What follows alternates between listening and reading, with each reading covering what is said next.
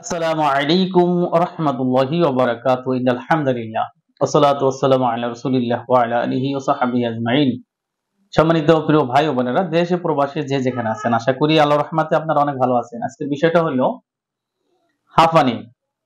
হাঁফানি রোগীদের আহ কি কি মেডিসিন দরকার সে বিষয় নিয়ে আলোচনা করব। কয়েকটা ভিডিও হবে, তাই আপনারা ধৈর্য ধরে সম্পূর্ণ ভিডিওগুলি দেখবেন, এতে আপনাদের জন্য উপকার হবে। তবে যদি না বুঝেন, যদি করণিক হয়ে থাকে, করণিক মানে পুরাতন, অনেক অনেক বছর হয়ে গেছে, কিন্তু দেখা গেলো যে না, নতুন অবস্থা আসে যায়, এই অবস্থা যদি হয় তাহলে অবশ্যই ওষুধ কিনে খেতে পারবেন। কিন্তু যদি করণিক ডিজিজ হয়ে থাকে, খবরদার। বাংলাদেশে এমন অবস্থা যে একটু মানে জ্ঞান নিতে পারলেই হয়, বা মানে ওষুধ দিয়ে একটু উপকার পেলে হয়, সে নিজে ওই বিষয়ে ডাক্তারি করা শুরু করে।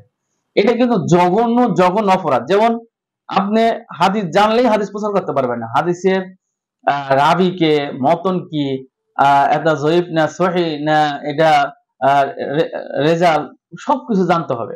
জানার পরে আপনাকে এটা প্রচার করতে হবে, না হয় আপনাকে কিয়ামতের দিন জিহ্বা কেটে দেওয়া হবে। এই দুনিয়ার আইনও আছে যে আপনি যদি এইভাবে যদি প্রচার করেন বা চিকিৎসা দেন, তাহলে কিন্তু আপনাকে গ্রেফতার করার অনুমতি আছে। একজন ডাক্তার যদি রেজিস্টারভুক্ত ডাক্তার হয়, সে আপনাকে শাস্তি দিতে পারবে। সে শাস্তি আইন তাকে দেওয়া হয়েছে, আপনাকে ইচ্ছা করলে সে ম্যাজিস্ট্রেট পাওয়ার ব্যবহার করতে পারে। তাই আপনারা সতর্ক থাকবেন, এই সমস্ত বিষয়গুলো জানা দরকার এবং আমাদের আইনও জানা দরকার, সকলকে জরিরবিদ্যা জানা দরকার, জেনে আসলে কাজ করা দরকার। তাহলে হাঁপানি এটা একটা খুব কষ্টকর একটা ব্যাপার। হাঁপানি কেন হয়? হাঁপানি হয় হলো যদি সর্দি ঠান্ডা থাকে, সর্দি ঠান্ডা লেগেই থাকে, লাগতে লাগতে লাগতে দেখা গেল শ্বাসকষ্ট, রেসপিরেটরি সমস্যা দেখা দেয়। হ্যাঁ, রেসপিরেটরি সমস্যা দেখা দেওয়ার পরে দেখা যাচ্ছে যে যে এই রোগী তারপর হাঁপানিতে ভুগতে থাকে। হাঁপানি মানে হাই হাই শব্দ, যেটা খুব কষ্টকর। অক্সিজেনের সরবরাহ ঠিক মতো না পৌঁছানোর কারণেই এই অবস্থাটা হয়, এই অবস্থাটা চলতে থাকে। তবে এই জন্য আপনাদেরকে যে অনুরোধটা করব সেটা হলো যে আপনারা এই শ্বাসকষ্ট থেকে বাঁচার জন্য যা করা প্রয়োজন তাই করবেন।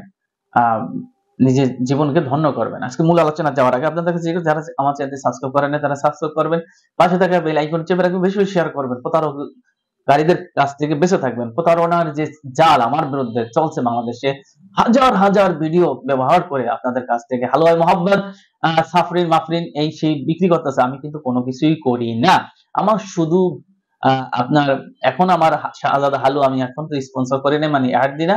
এবং কি আমার কোনো প্রকার মানে রোগী দিয়ে অ্যাড দিয়ে আপনাদেরকে মানে কোনো প্রোডাক্ট বিক্রি করা, এটা করে না। শুধু কিছু রোগী ভালো মানে সাক্ষাৎকার দিয়েছে, তাদের কিছু ভিডিও ছাড়ি, এছাড়া কিন্তু কোনোটাই নাই। তাই সতর্ক থাকুন। হাঁপানি, শিশুদের হাঁপানি যদি শিশুদের হয়, বাচ্চা মানুষ, শিশু বলতে 12 বছর বয়স পর্যন্ত যদি তাদের হাঁপানি হয়, তো নেপটামসাল 6x, নেপটামসাল 6x হইতে আপনার উচ্চতর শক্তি আপনার ব্যবহার করতে পারেন। 6x মানে হলো বায়োকেমিক নেপটামসাল। এটা খুবই ভালো একটা কাজ করে যাদের ঠান্ডা সর্দি, যারা সবসময় শীত এলাকায়, অর্থাৎ মানে ভিজা ভিজা ভিজা ভিজা অবস্থা যেখানে বসবাস করে মানুষগুলি, বসবাস করে বাড়ির আঙ্গিনা চারোদিকে আপনার দেখা যায় যে কচুরিপানা আছে, চারোদিকে দেখা সবসময় মানে স্যাঁতসেঁতে ভাব থাকে। এদের যদি হাঁপানি বা শ্বাসকষ্ট হয়, তাহলে নেপটামসালটা খুব ভালো কাজ করবে। শিশু হোক বড় হোক, যদি বড় হয় তাহলে 12x অথবা 12x ব্যবহার করতে পারেন, বা 30x ব্যবহার করতে পারেন। এভাবে ব্যবহার করলে আশা করি যে ইনশাআল্লাহ এই হাঁপানিটা অতি দ্রুত তার এই বাচ্চার কাছ থেকে বা আপনাদের কাছ থেকে চিরতরে বিদায় নিতে পারে ইনশাআল্লাহ। তারপরে মেডোডিয়াম থুজার, আপনার থুজা, মেডোডিয়াম থুজা, এগুলি খুব অনেক জটিল চিকিৎসা। এই মেডোডিয়াম এবং থুজা ব্যবহার করতে গেলে অবশ্যই একজন ডাক্তার শরণাপন্ন হতে হবে। তারপরেও বলি, যাদের নাকের সমস্যা আছে, পলিপাসের সমস্যা আছে, সবসময় ঠান্ডা লাগার প্রবণতা আছে, যাদের পূর্বে গনোরিয়া বিভিন্ন লক্ষণ যদি থাকে, তাহলে মেডোডিয়াম অথবা থুজা ব্যবহার করতে পারেন। তবে অবশ্যই এই ক্ষেত্রে 200 নিচে তো ব্যবহার করতে পারবেন না। তবে মূল কথা হলো যে ব্যবহার করার আগে অবশ্যই ডাক্তারের শরণাপন্ন হতে হবে, কারণ এই মেডিসিন গুলো খুব গুরুত্বপূর্ণ। এবং এই মেডিসিন সচরাচর একজন ডাক্তার, হোমিওপ্যাথি ডাক্তার সহজে ধরে না, সহজে ধরে না। কথাটা বুঝাইতে পারতেছি? একজন ডাক্তার কিন্তু সহজে ধরে না, আর আপনারা কিন্তু ঘুরে ফুরে খাচ্ছেন, কিন্তু দেখা গেল যে আপনার জীবন যৌবন এবং আপনার জীবনটা নষ্ট করে দিতে পারে। হাঁপানিতে আরেকটা সুন্দর ওষুধ হলো ক্যাসিয়া। আপনার সোফেরা, এটা mother tincture, cassias sophera mother tincture. এই মেডিসিনটা খুব গুরুত্বপূর্ণ, খুবই গুরুত্বপূর্ণ, এবং আপনার তাৎক্ষণিকভাবে আপনার হাঁপানিটাকে বন্ধ করে দিতে পারে। এটা স্থায়ীভাবে সমাধানের জন্য যেমন পটেনজি খেতে হবে, তারপরে অনেকদিন চিকিৎসা করতে হবে, কিন্তু তাৎক্ষণিক আপনি হাই হাই ভাব, মানে আপনার জীবন যাচ্ছে আর আপনি খালি হা হা হা করে আপনি খালি আর মনে হয় যে এখনই মৃত্যুবরণ করবেন, এই অবস্থা হয়, তো অবশ্যই কিন্তু ক্যাসিয়া সোফারা ব্যবহার করতে। মাদার টিনচার 5 ফোঁটা করে, যদি বড় হয় তাহলে 10 ফোঁটা ব্যবহার করেন, সর্বোচ্চ মাত্রায় সকাল দুপুর রাতে 3 বেলায় ব্যবহার করবেন। তারপর হলো আপনার আরো আরো অনেক সুন্দর সুন্দর ওষুধ আছে যে আপনি ব্যবহার করতে পারেন। যদি মহিলা হয় মহিলাদের ক্ষেত্রে সবচেয়ে বেটার হলে যে মহিলারা ঠান্ডা পানিগুলি ব্যবহার করে বেশি করে রান্না বান্না করতে, কি তাদের কিন্তু নেট্রালসটা ভালো কাজ করতে পারে, ভালো কাজ করবে। এবং যে সমস্ত মহিলারা খুব মানে কথা কম বলে, তাদের ক্ষেত্রে পালসিটেলা মাদার টিনচার ব্যবহার করতে পারেন।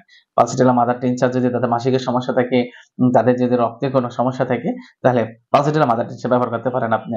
যারা আপনার ঋতু পরিবর্তনের সাথে সাথে হাসিতে কাশিতে মনে করেন যে অবস্থা খুব 12টা বেজে যায়, এবং আপনার এই শরীরের অবস্থা 12টা বেজে যায়, হাঁপানির অবস্থা বেড়ে যায়, তাদের ক্ষেত্রেও কিন্তু নেট্রামসাল 12x, টা খুব ভালো কাজ করে। তারপরে হলো আপনার ডাল কামারা একটা মেডিসিন আছে, ডাল কামারা। এটা খুব আপনার মানে একটা মানুষের জন্য ঋতু পরিবর্তনের সময়, যেমন এই যে আপনার শরৎকাল মানে শীত আসার আগে যে শরৎকাল থাকে, এই শরৎকালের মানে হাঁপানিতে, ঠান্ডা সর্দিতে এর বিকল্প মনে হয় আমার জানা নেই যে আর কোনো মেডিসিন আছে। ভাই, হোমিওপ্যাথিতে কি আছে, শুধু যদি আপনি লেখাপড়া করেন এবং যদি এর উপর একটু জ্ঞান রাখেন, তাহলে বুঝতে পারবেন যে হোমিওপ্যাথিতে কি আছে।